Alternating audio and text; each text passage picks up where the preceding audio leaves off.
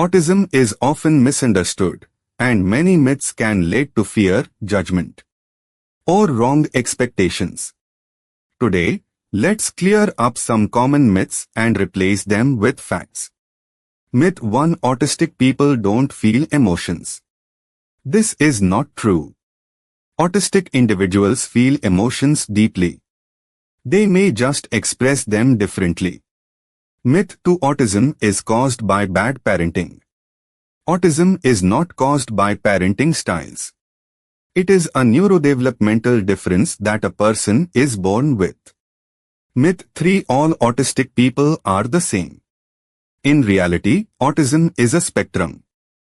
Every autistic person has unique strengths, needs, and ways of communicating. Myth 4: Autistic people don't want friends. Many autistic individuals do want friendships. They may simply find social situations confusing or exhausting. Myth 5: Autistic people can't be successful. Autistic people can learn, work, build careers, and lead fulfilling lives. With understanding and the right support, they thrive in amazing ways. By busting these myths, we move toward a more inclusive world. One where autistic people are understood, accepted, and appreciated for who they are.